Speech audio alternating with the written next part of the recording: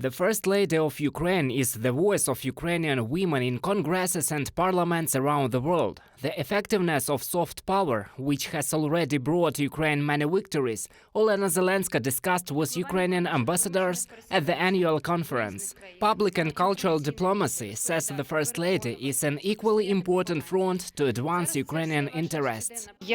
I didn't prepare to be a public figure and perform a representative function, but I'm sure that everyone who has a voice today has an obligation to use it and be a witness to our resistance. When the Russian invasion began, it seemed that our cultural projects were untimely, but when the enemy bombs our museums, destroys theaters and libraries, to preserve culture is a special mission.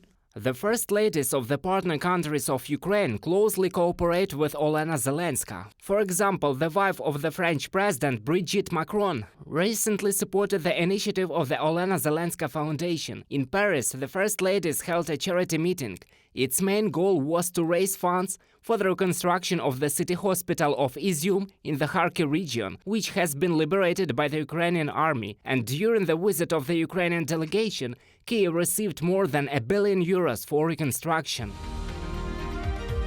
With Brigitte Macron and the First Ladies of Latvia, Lithuania, Iceland, Macedonia, Serbia and Estonia, Olena Zelenska held another summit of First Ladies and Gentlemen. Together, they summed up the results of cooperation in 2022 and planned projects for the next year. In addition, the summit managed to attract $6 million, for which they bought ambulances for Ukrainian medics. Diplomatic humanism, charity, volunteering, barrier-free issues – all this is carried out by the team of the Olena Zelenska Foundation. The First Lady emphasizes, Ukraine, even in a state of war, is not only about war. That is why refugee pupils learn Ukrainian in schools in Europe. Libraries in 30 countries are being filled with Ukrainian books. In the European Union countries, there is a project, Ukraine Out of Blackout, about the 1,000-year history of Ukrainian art. The Ukrainian language is beginning to be heard in world museums. We already have 54 Ukrainian audio guides, and now it is not only a tourist option. Our language must be heard wherever there are Ukrainians, wherever Ukrainians have been pushed by war. The war expands the competence of the First Lady because she is the wife of the Supreme Commander-in-Chief. Speaking to the US Congress, Olena Zelenska for the first time asked for military assistance to fight the aggressor, saying that she asks for arms to protect the rights of Ukrainians to stay alive. This is a breach of protocol, but the practice of military negotiations by the First Lady of Ukraine is unique, and such a call was possible.